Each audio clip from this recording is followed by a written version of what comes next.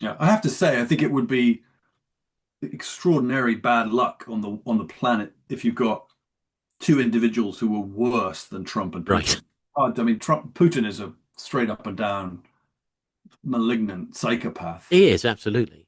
He's a and gangster who's been given a country to run. exactly. And Trump is the same. Trump is a Yeah, gangster who's been yeah. given a.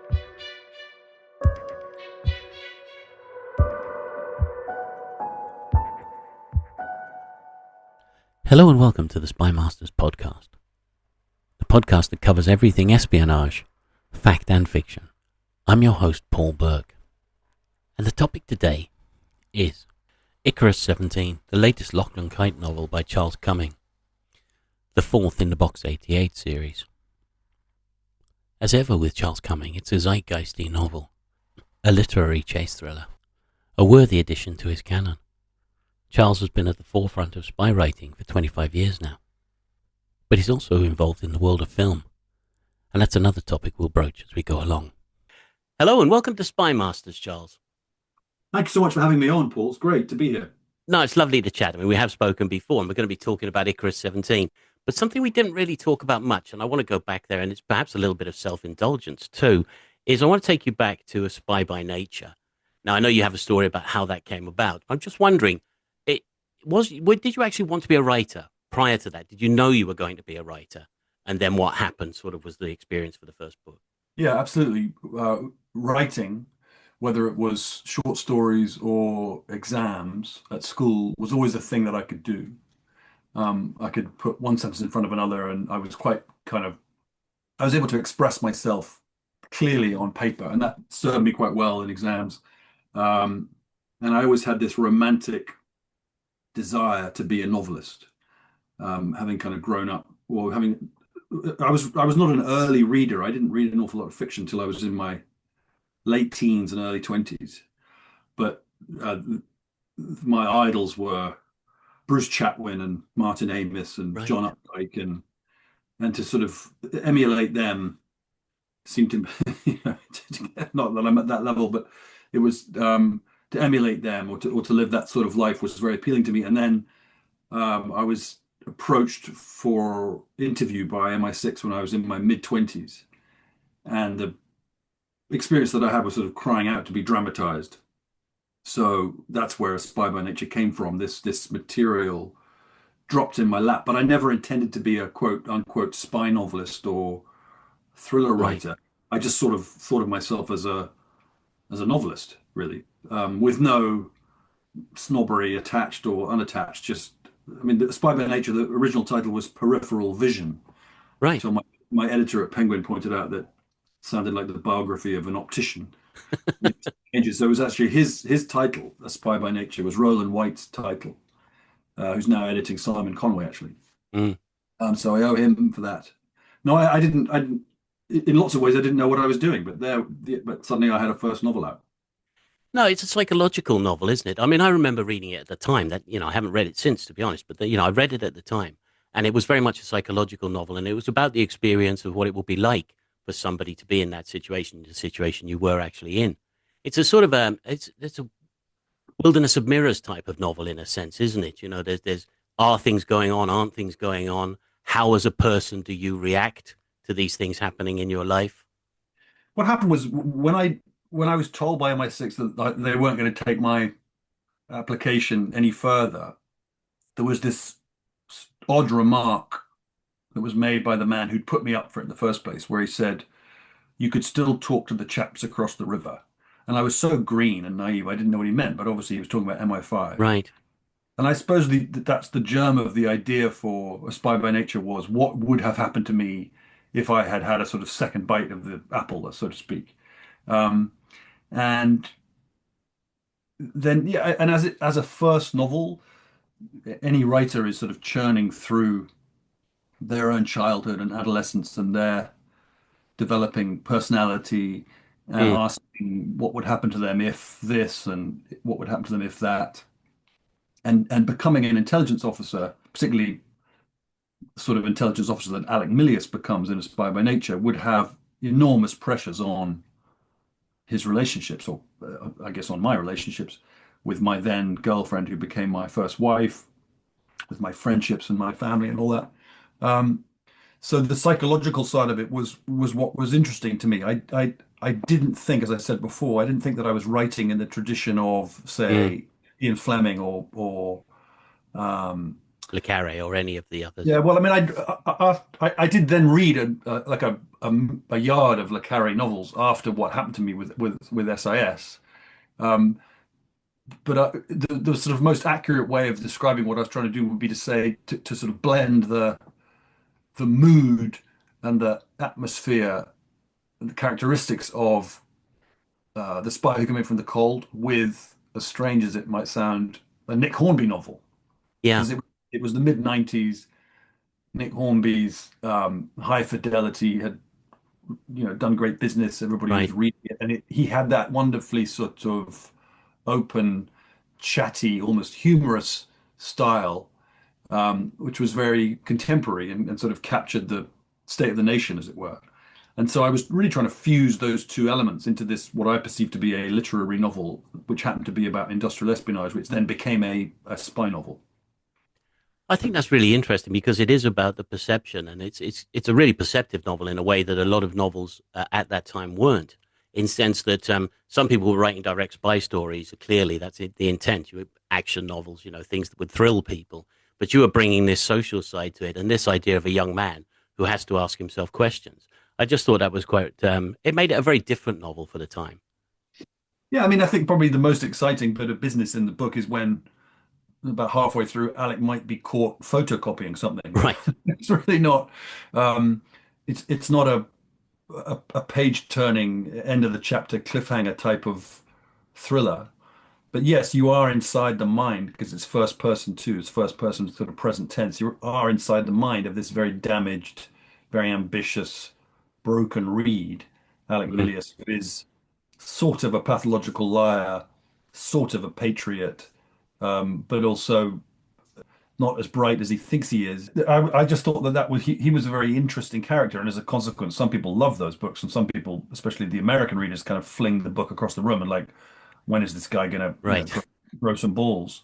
The other thing to say is that Spy by Nature was published just before 9/11, actually, so a long, long time ago, just late summer of 2001, or maybe it was the early summer of 2001.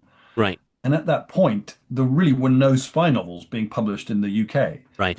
apart from Henry Porter had Remembrance Day a couple of years earlier. And my agent and I had great difficulty selling A Spy by Nature, like four or five or six different publishers turned it down Right. because the perception was that spy fiction was sort of dead in the water. That we'd won the Cold War, um, East v West, all of the All the grammar classic Cold War writers had sort components of of, dropped yeah, off.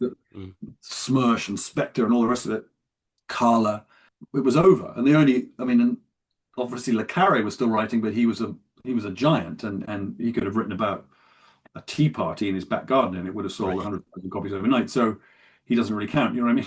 And also, he wasn't really writing Cold War spy novels anymore. He was writing The Night Manager and Single, and Yeah. and so Spy by Nature, yeah, I think it got published on the strength of sort of how unusual it was, and on the strength of Alec's character and the way that he expressed himself. I think that was the sort of USP of the book. Yeah. Uh, I mean, it's a time when you can look at something, as you said, spy novels in a sense are dropping off a little bit. Then you need to take a fresh look at it. And you did. And you kind of changed the genre a little bit with that. yeah, But but then as I you, said, I had no intention of doing that. no, right. I I appreciate didn't know.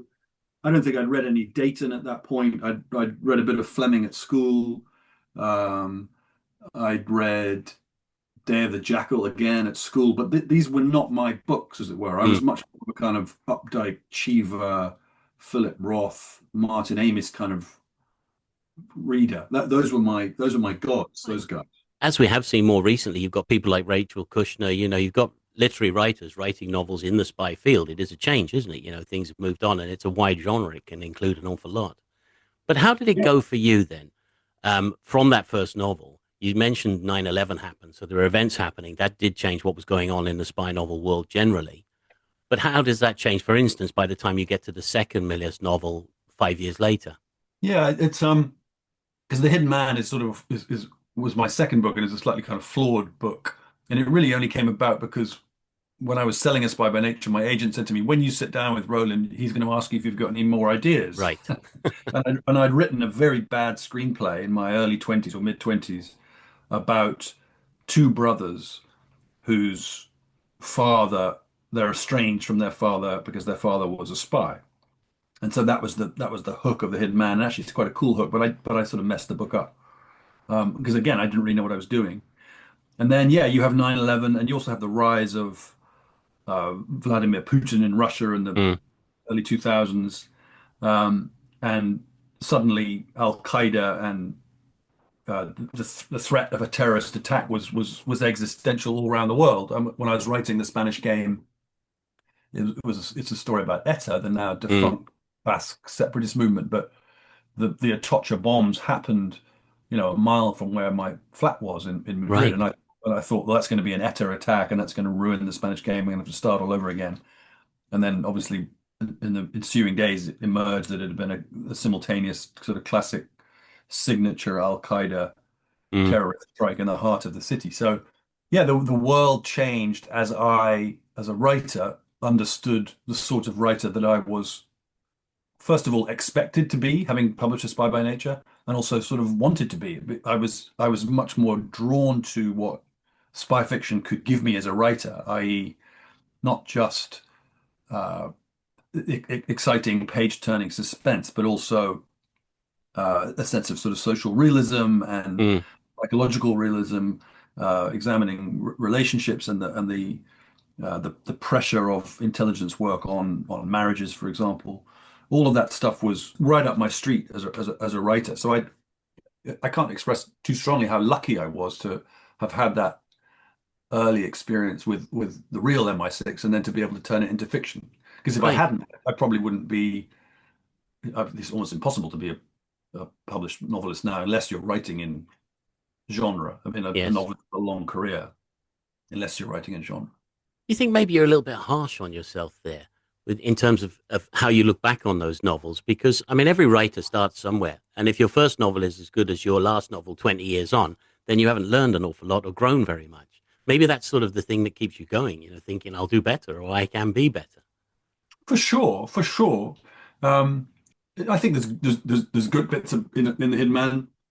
I think the Spanish Game works really well. Yes. It's more kind of commercially, but because Alec was such a frankly kind of unlikable character. Mm. Is Somebody put it in an interesting way. A that why friend the of mine, Americans didn't like it? yeah, basically, somebody put it to me in quite an interesting way. He said, if you have a kind of anti-hero, then that character has to be a Hannibal Lecter or a Tom Ripley, somebody who Right. is extreme um, in their behavior, in their criminality, but they're and therefore not like us, not like the great mass Yeah. of So we readers, don't have to worry because, about them. because exactly. Whereas Alec is too close to the bone. He's too much like so many of us in his little white lies and his ambitions and his deceptions, his infidelities, and so forth. And I think kind of people listening to him, talking to himself, as it were, some people thought, "My God, this is really unusual and new," and others were, as I said before, particularly American readers, expected their spy novel heroes to be more like Jason Bourne or James Bond or even George Smiley, and to sort of get the job done with much less self-doubt, Less angst. um, less angst. Exactly, exactly. And I think well, I know as I've got older and written more novels, particularly I'm thinking about Lachlan Kite in the Box 88 Mm. series. Um, I really try to avoid as much as possible um, any any sort of drift of self-pity in Kite's behavior or Right. actions or thoughts. Firstly, for that reason I've just been describing, but also because when you get to be a man of 55, as Kite is in the modern sections of those books, self-pity is not a great look. No, absolutely. Just want to talk a little bit about Thomas Kell, just out of interest. It's possibly going to come to television, isn't it? Well, I really hope so, Paul. We got the amazing actor Matthew Good. Yeah, Loves the brilliant. book, loves Cal. He's People will the remember him from Department Q, for instance. exactly. He's filming season 2 of Department Q now, Right. and he's attached to play Thomas Kell.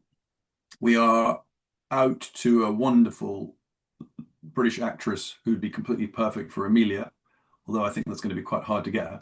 But if we Right. did get her, then that would be what they call in the business a sort of package, and we could go to a streamer and yeah, try to get it made. There's a very good showrunner, Tom Greaves, who's written the first three episodes. I'm writing the fourth episode, so Tom and I are kind of building this series together. So it's kind of fingers crossed time. But I think that what the advantage it has is that there's all this IP under it. In other words, three novels with a wide cast of characters Right. and stories and so forth, and that does appeal to streamers and producers more than a writer just walking into a meeting and saying, "I really want to make a spy thriller about a guy who comes from space or whatever," and they're just making it up as they go along. It puts So everybody on a safer footing. They actually I feel think yeah, it's comfortable. safer footing, and it's sort of hopefully the material is richer as a consequence, and um, there's more to draw on. But also, as we're finding, Tom and I, as we develop the first season of a foreign country, uh, there's all sorts of new characters and new storylines and even shifts, particularly in Amelia's character from the Right. book, which are quite interesting. So I'm really hoping that something comes of it, but it's a tough business, you know. Yeah, it is absolutely. But you do have experience, of course, because we have the plane. Yeah, I yeah. mean, Well, that must have been I called fun. it the plane, and then Jerry Butler just wanted to call it plane. Right. Actually, I'll tell you a story. There's a movie coming out here in London in a few days called Mutiny with Jason Statham. Right. When Plane came out, they very quickly announced that they were going to do a sequel to it called Ship, which is wonderful, and and reunite Butler and Mike Coulter in a in Right. a in a sequel. Anyway, that didn't happen for complicated reasons. But the basic underlying material of Ship, which the producers had nothing to do with me, which the producers had worked up with another writer, is basically Mutiny. Right. I should be making a claim for some Yeah, character you writing, should absolutely. but I'm Mutiny sure is Statham's got a few dollars in the bank. yeah, yeah. I should give him a call. Actually, it was quite funny that I was driving down with my wife down towards the Isle of Wight, and she said, "I've just seen Jason Statham in the queue for Starbucks drive-through." And she's not to be trusted when it comes to anything to do with Hollywood or It movies. could have just been a random guy. He was just some guy, he was quite he was quite well built with a shaved head, sitting in a 4x4, but it was not Jason Statham. But I'd gone to look because I was going to go and tell him about Ship and Plane and all the rest of it. Anyway, sorry, we digress. Well, slightly, yeah. But ship would definitely be a better follow-up than bus. I don't think that would Yeah, work yeah, quite yeah, so well. yeah. Then But train, yeah, yeah, hovercraft. well, you could keep going. Yeah, bike. Yeah, there's all sorts of things.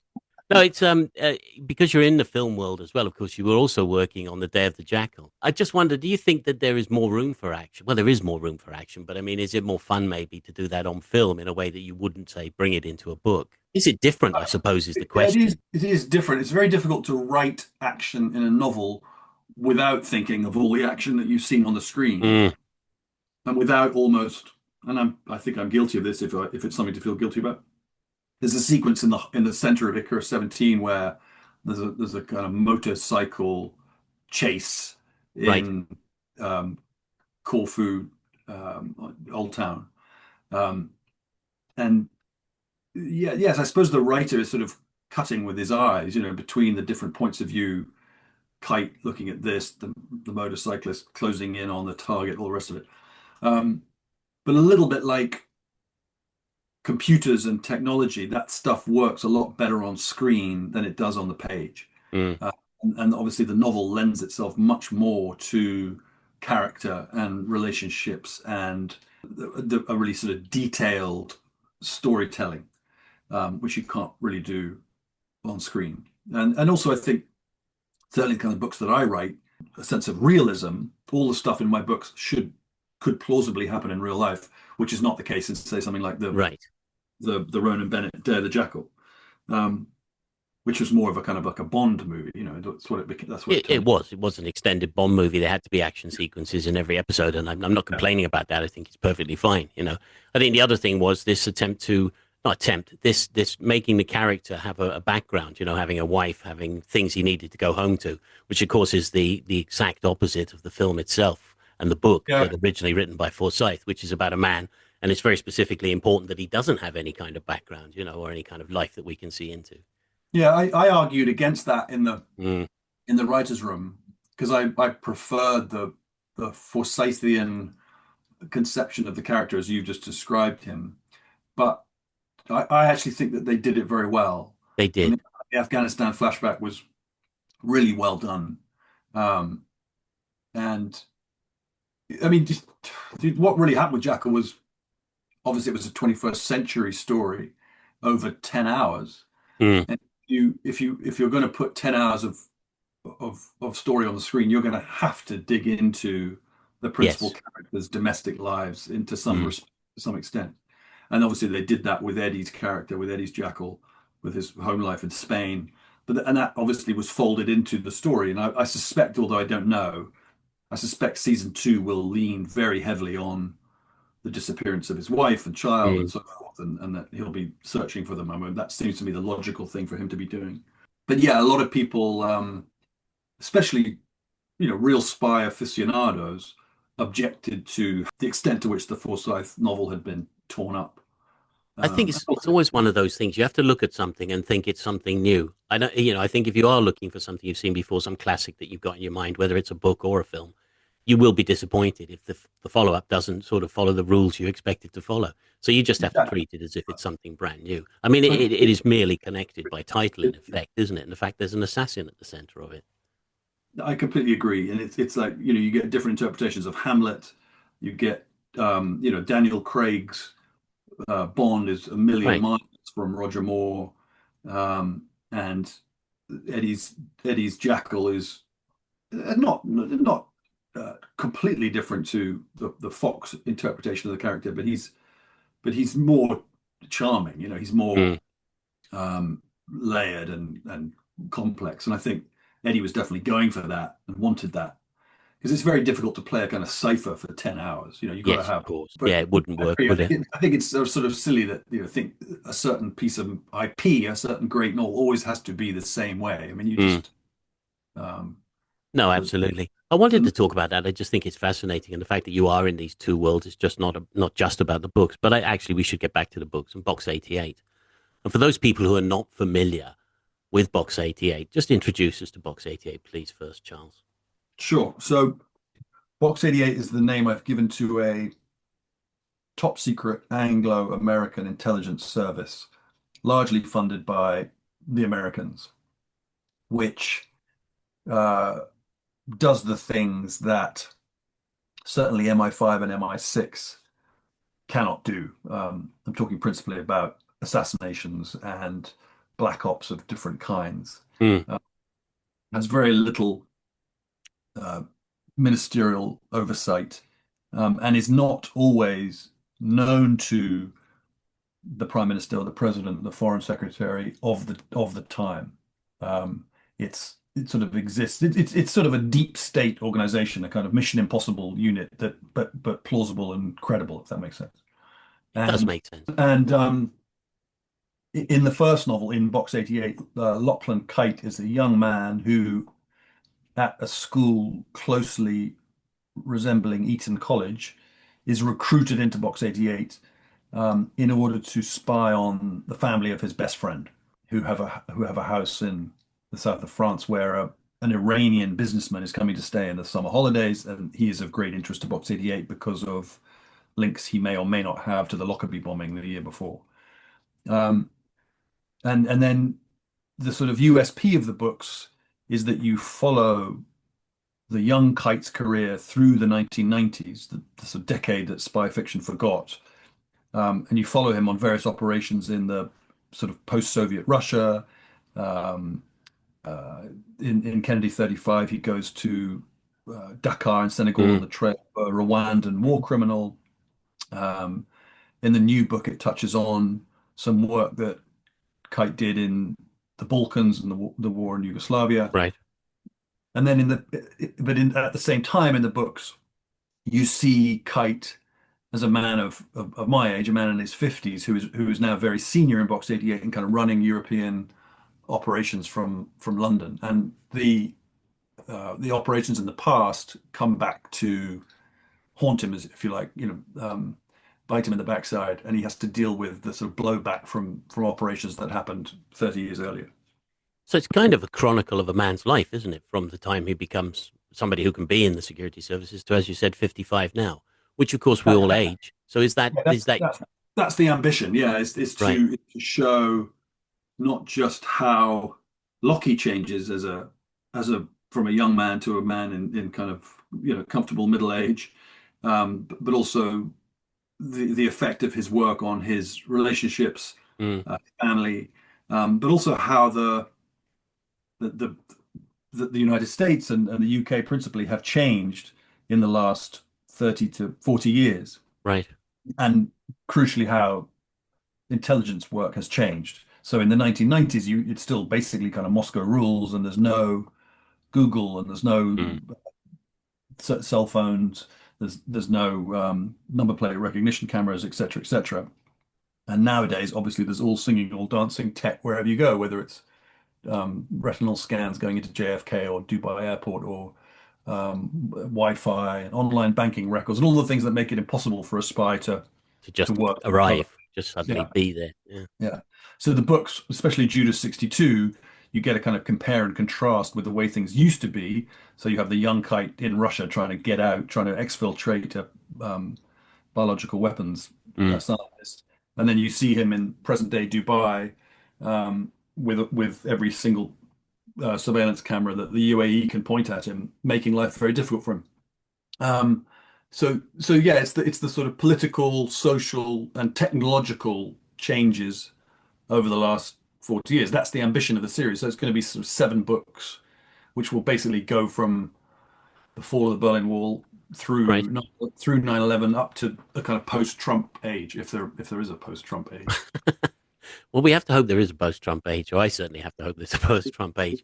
I was Really talking do. to James Comey, and he was saying that he thinks that there'll be a backlash, and that you will get the institutions that are now suffering under Trump and having to behave in a certain way that is counter legal. In fact, a lot of the time, will actually react and want to go back to the way they should have been doing things in the first place. The people who stuck with it, the ones who weren't fired and got rid of. I hope so. I just worry that those so many of those institutions have been Badly shredded. damaged. I mean, you look at the military. Hegseth has fired so many senior people. Mm. You have the head of the FBI turning up at a political rally. It's just, I mean, That it's going is to be very, crazy. very difficult to turn the oil tanker around, and it doesn't seem to be that anybody has a plan in the Democratic side, and there's no leadership. The Democrats are sort of fighting themselves over whether to become Yes. a quote unquote socialist party or a normal party of the working class left. So who knows? I mean, the great thing is that Trump is old and fat and mad and won't last forever. But it's who comes after him that's so Yeah, well, terrifying. that's true. And of course, I mean, the same thing we have to worry about in Russia. You know, people say it'd be great if we got rid of Putin, but you have to know what's coming behind that before you start making decisions about how good for the world that might be. Yeah, I have to say, I think it would be extraordinary bad luck on the planet if you've got two individuals who were worse than Trump and Right. Putin. I mean, Putin is a straight up and down malignant psychopath, He is, absolutely. He's and a gangster who's been given a country to run. exactly. And Trump is the same. Trump is a Yeah, gangster who's been yeah, given a country to run. That's exactly right.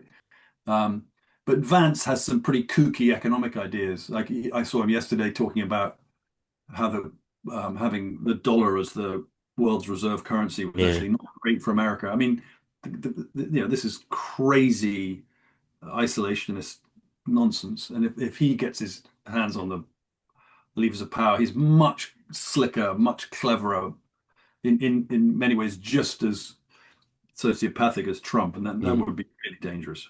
So you're I going to just have keep, to hope, you, you have to hope for a Rubio or whatever. But um, but hopefully, yeah, hopefully they'll get cleaned out in yeah. the midterm. But then Because they'll I be think you have such. to hope that even the people who support Trump, and we know there are lots of reasons behind that, but at the end of the day, having less money in your pocket, having an economy that is actually going down the toilet, should occur to you that that isn't good for yourself when it comes down to it at the end of the day. And hopefully that will at least turn some people around and start them honestly thinking instead of just blindly following some kind of ideology, if you're almost, you know. Yeah. No, I mean, there's a lot of people are very, very ignorant of what really is going on, and that they are in a cult, whether they like it or not. But yeah, enough people, enough sensible Republicans in the sort of center right who are sick and tired of Iran and sick and tired of Putin and sick and tired of gas prices. Mm, They demand, and also just the blatant corruption. I mean, yeah, the enrichment of the Trump family and their cronies is really just yeah. amazing. And nobody Creating does it. billionaires left, Nobody right, and says anything. I mean, center. these once great newspapers, the Washington Post, the New York Times, you just ignore it. It's amazing, Mm. truly amazing. It is. It's not, and actually I've taken off in a tangent a little bit, but it's not entirely because the politics has to back up your books. You know, it underpins all the books. Trump does come into the new novel right at the start, in fact. How do you feel about the politics in the books? Because characters don't necessarily reflect your views. You know what? It was Shane Whaley who said to me, who runs the Brilliant Spybury site. Yes, indeed. He said it was very brave of me to take on Trump and to be so political in Icarus, which had never occurred to me that it was an act of courage. It seemed to be just an act of common sense. Right. Even just this weekend, I had a really hideous message from an American reader in Kentucky accusing me of all sorts of appalling crimes, none of which I'm guilty of. Sort of, I'm pro-Hamas somehow. Um, I mean, there's It nothing. would be funny if it wasn't so serious, you know, that these Yeah, people do there's this. nothing in Icarus that indicates anything. No, nothing at all. Of course not. Replied to this man, he didn't have the good grace to respond. I said it's perfectly possible to be pro-Israel, which I am, and anti-Netanyahu Mm. and Yes. his and his cabinet, which I am. Just as it's perfectly possible to sort of weep for what's happened in Gaza, but also despise Hamas and Hezbollah and the Iranian government that's propped them up and funded them for so long. Although Netanyahu obviously funded Hamas too. Yes. But this, yeah, trying to get any kind of nuance, trying to get any sense of critical thinking going in some readers is tricky, is tough. The minute there's any criticism of Donald, they go crazy, and that's a shame. It is a shame because it would be nice to think that people would read books with open mind. And then, I mean, you don't have to agree with Charles Cumming, but, you know, if you can engage with the argument, you might learn something, actually. Well, I hope so, Paul. It's nice of you to say.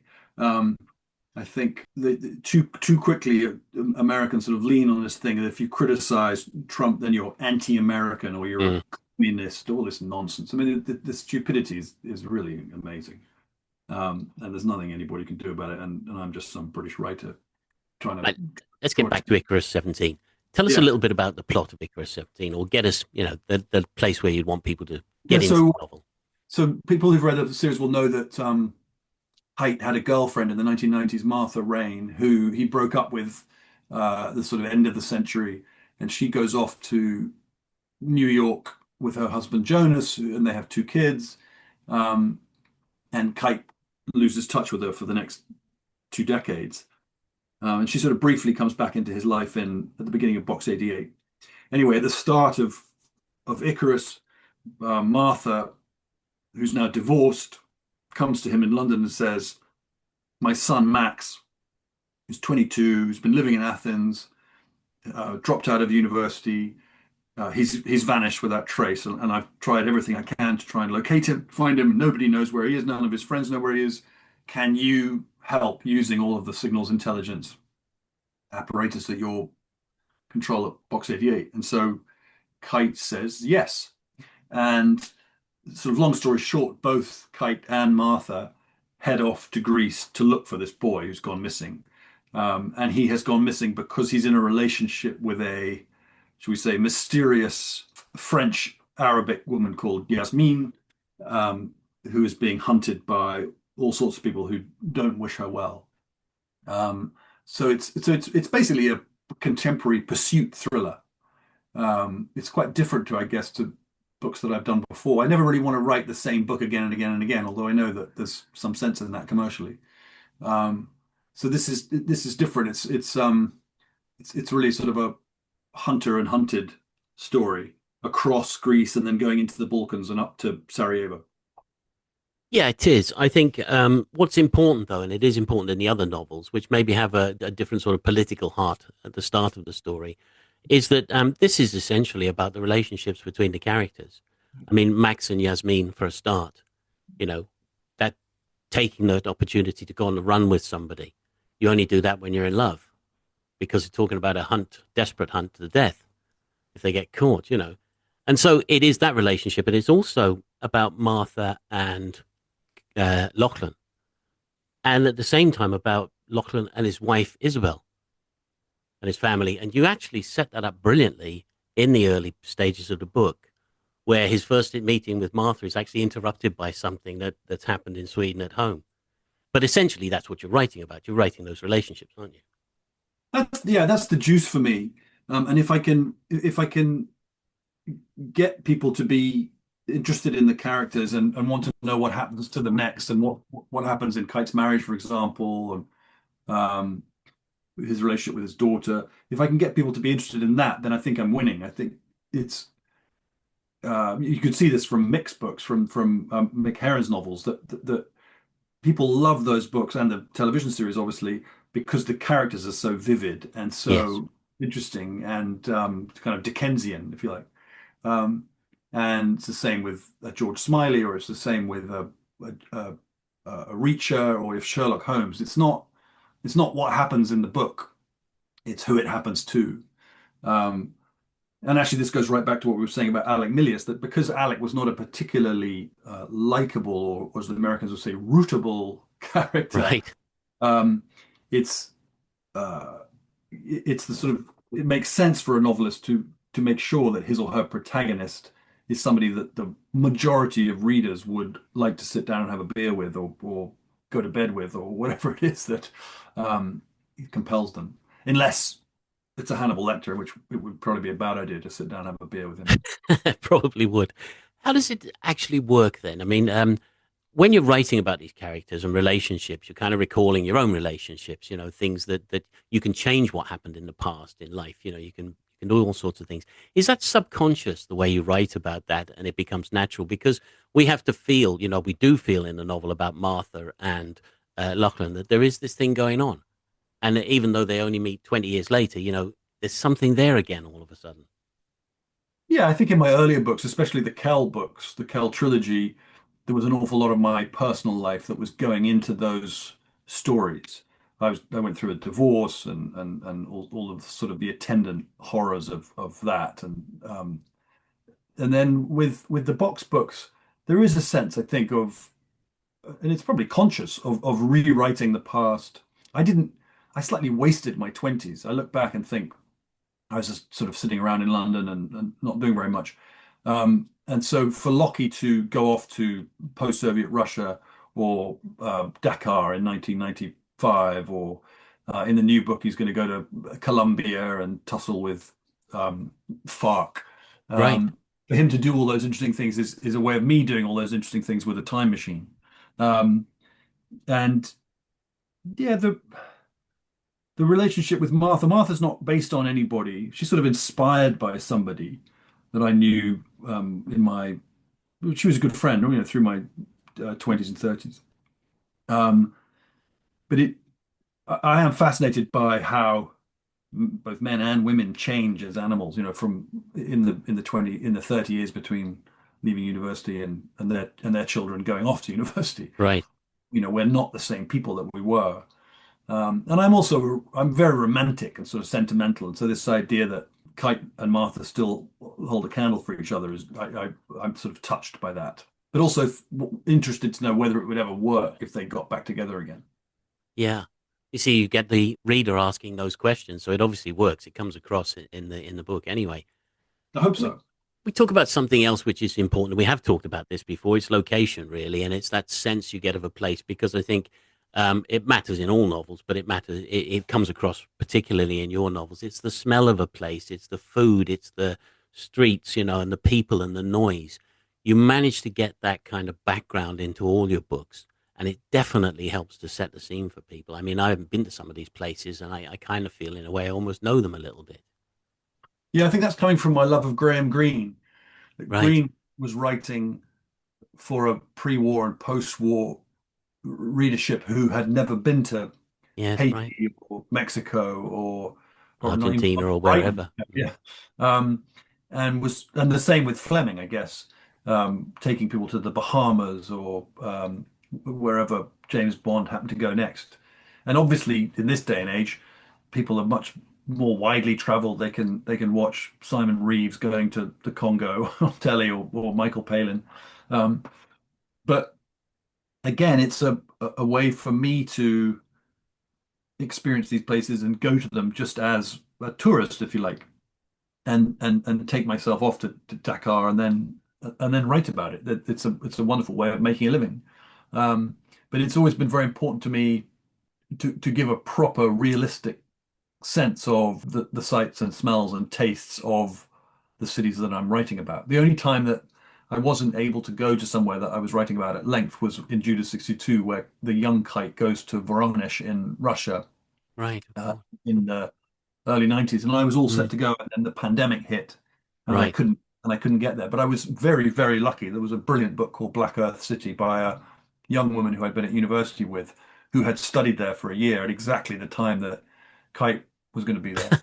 And so her book was just a sort of manual for the sort of the shape of his days out there and what the city was like and what he was eating and where he would sleep and so forth.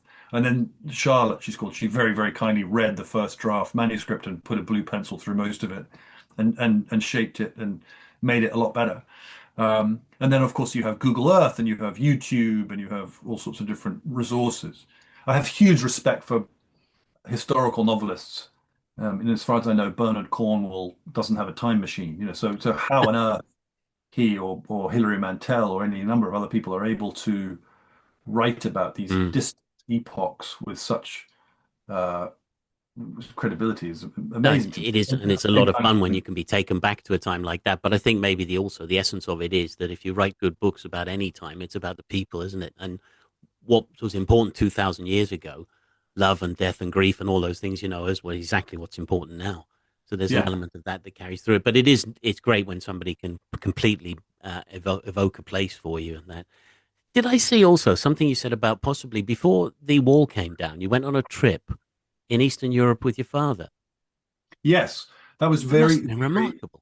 very lucky. I'd left school, so I was 18, summer of 89, and my dad had organized. So it was just sort of perestroika, glasnost, all the rest of it. My father had organized for him to drive, to take a private car from Leningrad through Tallinn in Estonia and Riga, Latvia, Vilnius, and then out through Minsk in Belarus and through to Warsaw, without being in any kind of official sort of in tourist Right, guided right. group. Um, and so, yeah, I saw the food queues and the how kind of dead Leningrad really was in those Mm. last days of the Soviet Empire. The sort of empty hotels and the empty streets. And then we were literally 2 weeks in Berlin before the wall came down. So I had this, vivid encounter with Soviet Russia as well as sort of late Eastern European communism, um, which served me incredibly well as a spy novelist, obviously. Yeah, right, right. Yeah, that was a real piece of luck. That Um, that just sounds like such an incredible experience. As you say, it's a once in a lifetime thing, isn't it? You're lucky enough to get something like that. very Rest, lucky, rest very of us lucky. will never get that chance. Yeah. Icarus 17 took a little longer than the other novels. Was it a harder novel to write? I mean, you struggle with novels, and sorry, that's a bad way of putting it, but yeah, yeah, that's No, no, I really do. stupid. But I but do. you do. It's a fight for you almost in a way, isn't it? Yeah, no, I was having dinner the other night with David McCloskey and Alana Berry and some other. You were there. I was indeed. I was talking to David about his because he's so productive. Yes, I right. said, how are you doing it? I mean, apart from the fact he's 20 years younger than me, but it's never been easy for me. But he's one of these writers, a bit like Anthony Horowitz or Mm, I suppose Le Carré once he was on fire, who sit at his desk and can write 3,000 words in a day, in kind of two sessions. And if you write at that pace, you'll have a novel in 3 or 4 months. Right. And he's obviously sort of cutting and editing as he goes along. Um, and I sort of wish that I was high functioning enough to do that, but I'm a bit of a diva about it, and I don't sleep very well, and all my ducks have to be in a row in order for me to write even kind of one sentence. So I'm very slow. And then yeah, various with ICARUS, it was initially it was my fault because I just wasn't writing the book fast enough, and had a family thing that happened which made things quite tricky. But then HarperCollins decided to push the publication date by about 9 months, in Right. order to give the book the best chance. So it was late for both those reasons, my slovenliness and also kind of the commercial decision just to give it a bit more air in the summer of 2026. Right. Yes, of course, which is one of those things you have to bear in mind. This is an industry, and it does matter what publishers want, doesn't it, or need. Yeah, but it's just, I mean, it's a very, very difficult time to be selling novels. And the decision actually was to avoid coming out at the same time as Mick and David, because those guys Right. are big beasts of the jungle. And people only have 20 quid a month to spend on a hardback, so they're probably going to buy. It was the same with Le Carré, like Mm. a couple of times in my career, I came out in the same month as John Le Carré and suffered as a And consequence. cursed him for it. Yeah, yeah. Um, so, but people just they are unfortunately they're buying fewer books, or fewer hardbacks anyway, Yes. and you're also competing with sort of celebrity novelists who are inevitably going to get a much larger marketing spend and a presence in the bookshops and all the rest of it. So you've got to pick your time to come out quite carefully.